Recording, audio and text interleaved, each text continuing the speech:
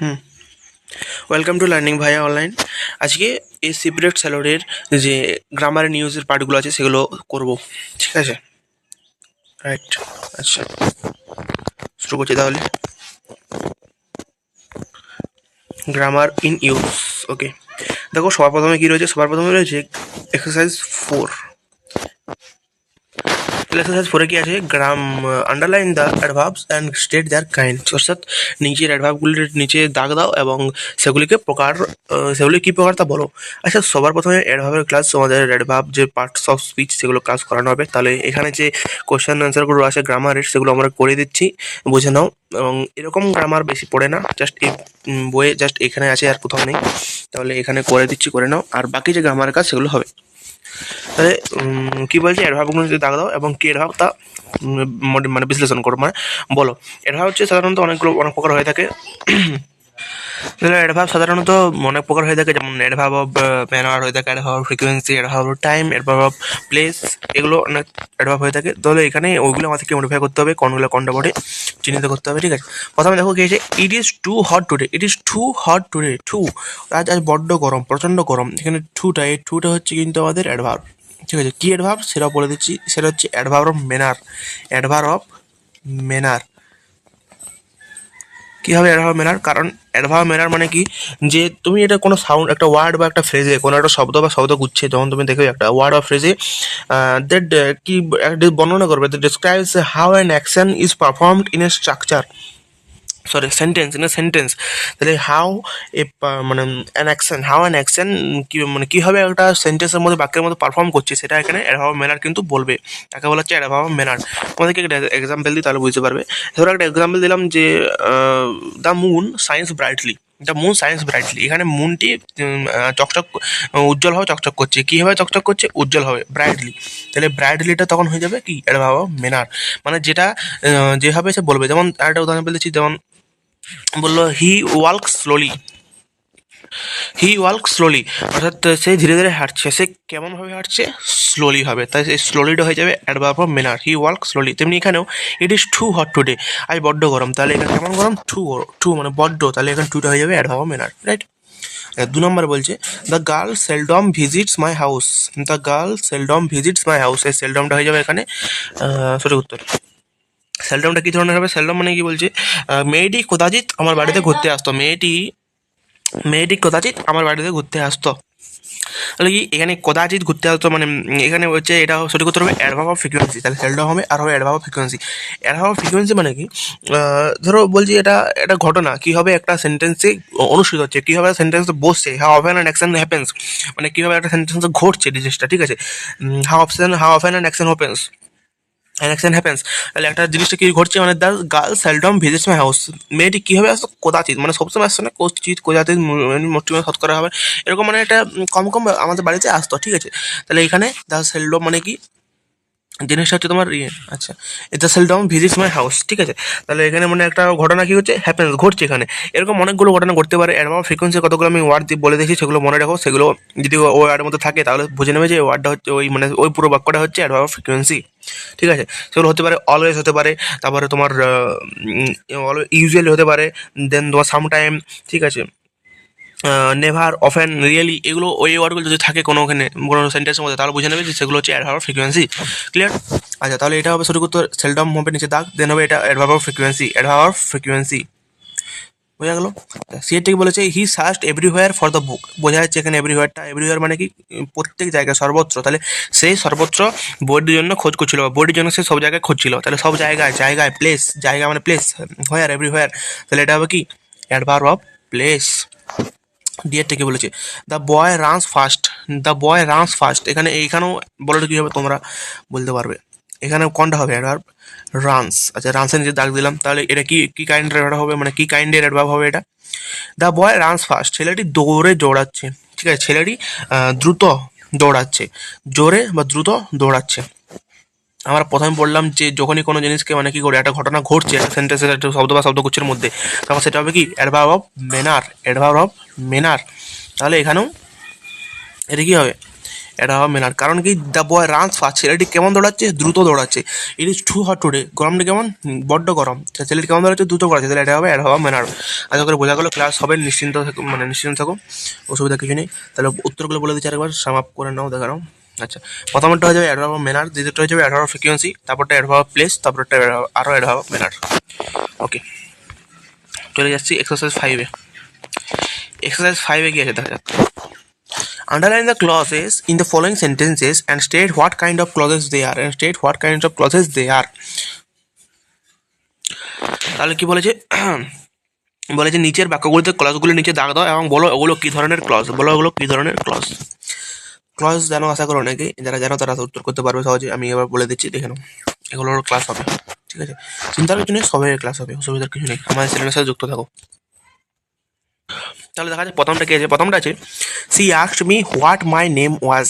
C asked me what my name ওয়াজ, অর্থাৎ তিনি আমাকে জিজ্ঞেস করলেন যে আমার নাম কি ছিল। C asked me what my name ওয়াজ, তিনি আমাকে জিজ্ঞেস করলেন আমার নাম কি ছিল। এখান থেকে যে হোয়াট মাই নেম ওয়াজ, যারা জানো তারা অবশ্যই বলে দেবে। হোয়াট মাই নেম ওয়াজ, এই জায়গাটা হবে একটা ক্লজের ভাগ, ঠিক আছে। এটা হবে কি ক্লজ, এটা হবে noun clause, NC, noun clause. She asked me what my name was, সাধারণত আমরা একটা জিনিস লক্ষ্য করে থাকি যে কিছু ওয়ার্ডে যদি হোয়াট বা দ্যাট থাকে তাহলে আমরা সেটা নাউন ক্লোজ করে দিই। এরকম একটা ট্রিক বলে দিলাম, করতে পারো, বাট সেগুলো কিন্তু সব ক্ষেত্রে ইউজ হয় না। তাহলে হোয়াট বা দ্যাট থাকলে নাউন ক্লোজ সব ক্ষেত্রে কিন্তু ইউজ হয় না, বাট অনেক ক্ষেত্রে ইউজ হয় নাউন ক্লোজের ক্ষেত্রে। তাহলে এখানে C asked me what my name ওয়াজ, এই জায়গাটা হচ্ছে কি নাউন ক্লজ, ঠিক আছে। আচ্ছা, সাবঅর্ডিনেট, এটা সাব ক্লজ, এটা হচ্ছে মেন ক্লজ। মেন ক্লজের প্রিন্সিপাল ক্লজও বলা হয়।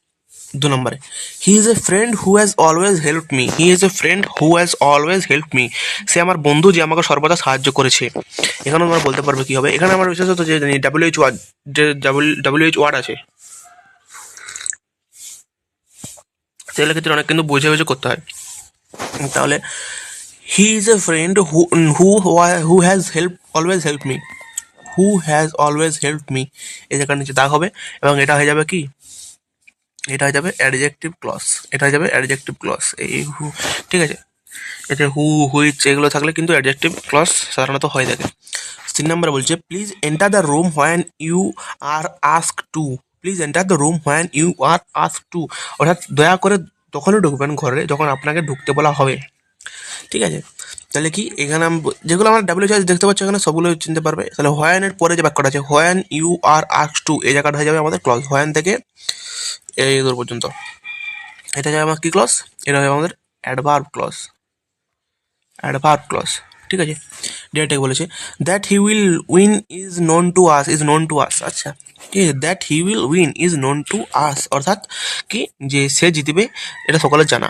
দ্যাট আছে কি বললাম, দ্যাট হি উইল উইন, দ্যাটের থেকে এই উইন পর্যন্ত দেবে, তারপরে কিন্তু এটা হয়ে যাবে আমাদের, ঠিক আছে, ক্লজ। কি ক্লজ, প্রথম বললাম যে কোনো ওয়ার্ড থেকে দ্যাট ওয়ার্ড থাকলে বা ওয়ার্ড থাকলে এগুলো কিন্তু নাউন ক্লজ অনেক ক্ষেত্রে হয়ে থাকে, তাহলে এটা হবে নাউন ক্লজ, ঠিক আছে। যারা জানো অবশ্যই বলবে, কোথাও মিস্টেক লাগলো সেটাও বলবে। আচ্ছা, identify the following sentences as simple, complex and compound. বলছে কি যে জটিল, সরল ও যে যৌগিক বাক্য হিসাবে চিহ্নিত করো কোনগুলো ওই বাক্যের মধ্যে। সিম্পল মানে সরল, কমপ্লেক্স মানে হচ্ছে জটিল এবং কম্পাউন্ড মানে যৌগিক। তাহলে they predicted that it would rain, একটা কথা বলে দিই যে সিম্পল যে দেখবে অনেক কিছু সে বিং যাকে বলে সিম্পল বোঝা যায়, মানে তোমার অনেক ক্ষেত্রে দেখবে এই যে যেমন এখানে আছে বিং, এই যে এই জিনিসগুলো থাকলে বিং আইএনজি যোগ থাকলে বা বিং বিং ফিয়ার্ড সি ও এমনি সেন্টেন্স থাকলো being feared she want go to school, ঠিক আছে। এখান থেকে কিন্তু সিম্পল সেন্টেন্স বেশি হয়ে থাকে। আর কম্পাউন্ডের ক্ষেত্রে অনেকটা সোজা, কম্পাউন্ডে অ্যান্ড এবং বাট এই দুটো লিঙ্কা থাকলে কিন্তু কম্পাউন্ড হয়ে থাকে, অ্যান্ড এবং বাট এই দুটো লিঙ্কা থাকলে কিন্তু কম্পাউন্ড হয়ে থাকে। আর কমপ্লেক্সের ক্ষেত্রে WH ওয়ার্ড যেগুলো আছে which, whom, what, where, whose, ঠিক আছে, এগুলোর ক্ষেত্রে কিন্তু অনেক ক্ষেত্রেই কমপ্লেক্স হয়, ঠিক আছে। এগুলো একটা কমন সেন্স বেসিক কনসেপ্ট। আচ্ছা, দে প্রেডিক্টেড দ্যাট ইট রেইন, এবং এই দ্যাট থাকলেও কিন্তু যেমন আগে নাউন ক্লজ এখানে তেমনি এখানে কী হয়, এখানে কিন্তু সেরকমটা নয়।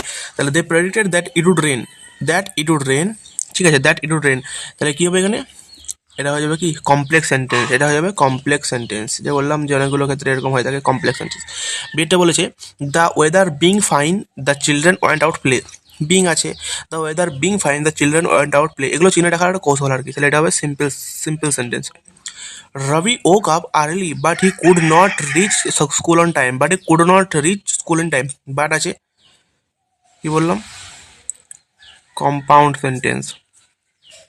Finishing his work my father return home, finishing his work my father return home, finishing ভার্বের সাথে আইএনজি যোগ, finishing his work, simple sentence. Clear? আচ্ছা, চলে যাচ্ছি নেক্সট পেজে। এক্সারসাইজ 7-এ তাতার হোপ টু ডু এর জায়গাটা করতে বলেছে। Tatar hope to do well in the examination, change into a complex sentence. তাহলে আগেরটা আমাদেরকে আইডেন্টিফাই করতে বললো, এটা চেঞ্জ করতে বলছে। Tatar hope to do well in the examination, কোনো ব্যাপার না, করে দেবো আমরা। তাদের পরীক্ষায় ভালো ফল করার আশা করছিল, তাদের পরীক্ষায় ভালো ফল করার আশা করছিল। তাহলে চেঞ্জ ইন্টু কমপ্লেক্স সেন্টেন্স। তাহলে কি কমপ্লেক্স সেন্টেন্স মানে আমরা জানি যে বললাম যে হুম, যেগুলো তোমার ডাব্লিউএইচ ওয়ার্ড বা দ্যাট, হাউ, এগুলো দিয়ে যেগুলো হবে সেগুলো হবে কমপ্লেক্স সেন্টেন্স। তাহলে তাতার হোপড, এখানে আমরা কি ইউজ করতে পারি, তোমাদের কি মনে হয় কি ইউজ করতে পারি আমরা? এখানে দ্যাট ইউজ করলে খুব ভালো হয়। Tatar hope that he would do well in the examination, Tatar hoped এ টুটো উঠে যাবে, that he will do well in the examination. Just দুটো ওয়ার্ড যোগ করতে হবে, একটা হচ্ছে তিনটে ওয়ার্ড যোগ করতে হবে, দ্যাট হি উইল, এই তিনটে ওয়ার্ড যোগ করলে কিন্তু টু এর বদলে তিনটে ওয়ার্ড যোগ করতে হবে, দ্যাট হি উইল, তারপরে লিখে দেবে do well in the examination.